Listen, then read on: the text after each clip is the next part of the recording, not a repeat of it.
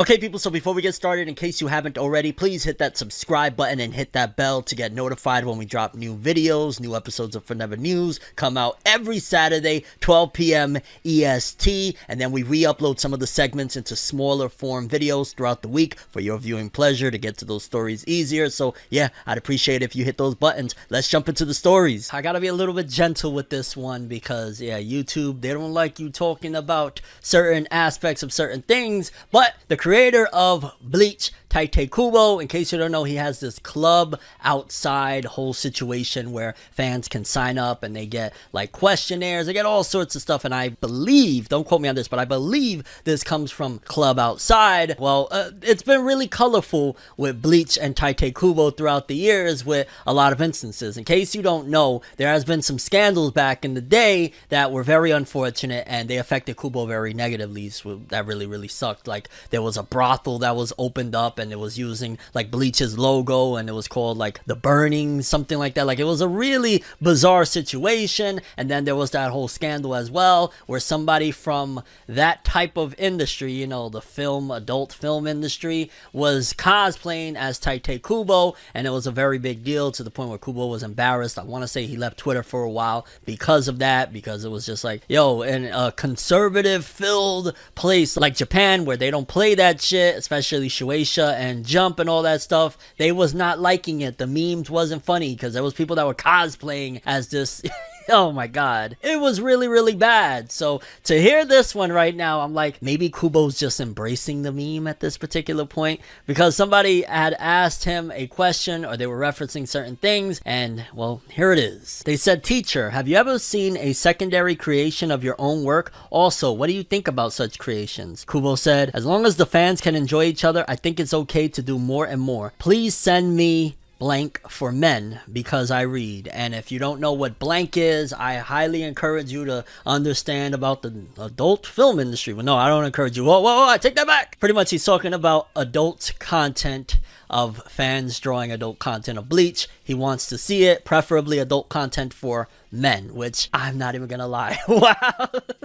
Probably Kubo feels liberated now. Maybe back then he wasn't so jarred about a lot of that stuff. Who knows? Maybe he might have laughed it off. We don't know. It could have been Shueisha and Shonen Jump that were like, this is a bad look for you. Take it down. Go away for a while or whatever it takes. This is a PR nightmare. But now Kubo's like, you want my anime, dog? Y'all coming to me this time around. I got the leverage. So on my Club Outside, I'm going to say what I want. I'm going to answer the questions at my discretion, and I'm going to do what I do. And mad props to Kubo. Mad respect for him just flat out saying something like that. I know it sounds funny and whatnot, but if you really look at it, this is a creator that very seasoned, a legend pretty much at this point, definitely a legend, one of the highest selling mangaka of all time, that is like, hey, I'm going to talk about what I want to talk about. I mean, there's other mangaka that talk about stuff like that. I mean, for crying out loud, I want to say the author of Black Lagoon has done a lot of doujinshi for Fate Stay Night stuff, so there's mangaka that indulge in it. Somebody on the caliber of Kubo, like, he's up there with the Masashi Kishimoto's, he's up there with all of those legends. For him to just be talking casually like that with a fan, not only is that really dope that he's just himself, he don't care, but also it shows that he's liberated. It shows that Jump can't control this man anymore, and I'd imagine they probably couldn't, or they had a hard time controlling him back then, and now he's like, I'm Kubo, I'm that dude. So massive props to Kubo for that one. And I ain't gonna lie, I just kind of had a little laugh because the day before that I was talking with a friend and I was actually schooling him to all of this history of Kubo and the things that was done regarding, again, the brothel and all that, and then the next day I'm like, oh, okay. Quick update for Kuroko no Basket fans. It's been extremely quiet for Kuroko no Basket. After that movie, they pretty much, I don't know why, left this manga kind of not dead in the water, but dog, Kuroko was humongous. The sales were enormous. It was massively popular. The anime was big. It was insane. So I'm always going to be wondering, why did you stop Kuroko no Basket? And on top of that, just basically leave the IP there. It could very well be that the author, Fujimaki, said, I don't want to do that anymore. I don't care. Or something else. But we do know this, that Kuroko no Basket's broadcasting committee will have a new release this fall to commemorate Kuroko's basketball 10th anniversary. Kensho Ono and Yuki Ono will once again participate, and it will include the 10th anniversary song Zero Step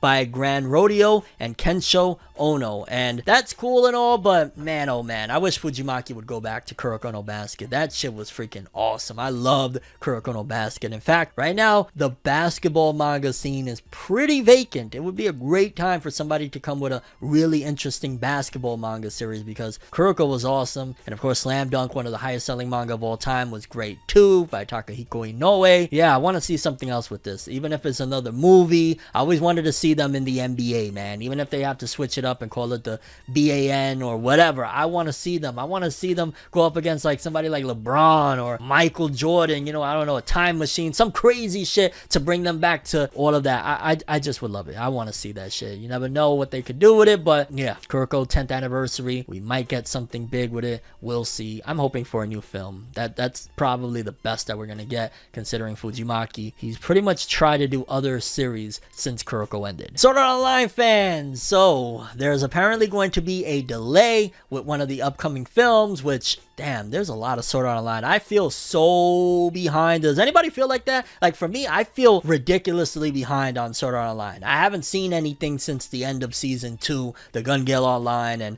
there was like another arc in that season as well. Like, I haven't seen nothing else since then, and I know there was the Alicization anime that was like 50 episodes, and there was the progressive film. There's been a lot of Sword Art Online, and well, the latest one, according to this, it says, Sword Art Online movie progressive Scherzo of Deep Night has been postponed due to spread of COVID. Initially scheduled to release on September 10th, further date to be announced. And that sounds like a load of bull, a load of hooey, so to speak, because Dragon Ball Super Superhero One Piece Film Red, they're doing just fine. It sounds like maybe nobody gives a fuck about this film, and it's about to flop, and they're like, whoa, whoa, whoa, whoa, whoa, yo, that sickness shit is out there, dog. Pull it back, pull it back, pull it back. I mean, I guess it also could be a reflection of the fandom. Maybe they know that fan base, because it's not like every series shares the same fan base. Dragon Ball fans aren't necessarily Sword Art Online fans. Could very well be that they know that the fans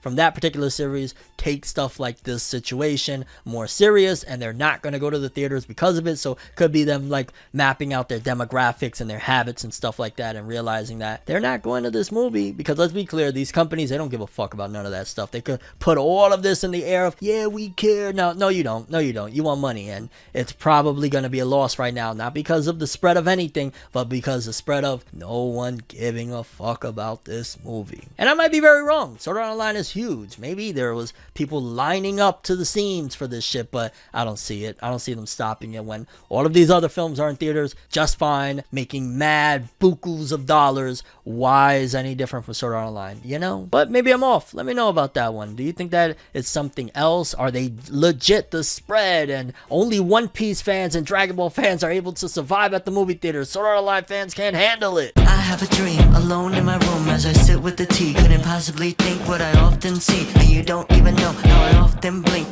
Lights be flashing and looking at me, such an odd unique, yet I'm so unique and you're looking at me. If the walls could talk, they would probably read Bleach, and I'd probably say, bitch, get the fuck off me.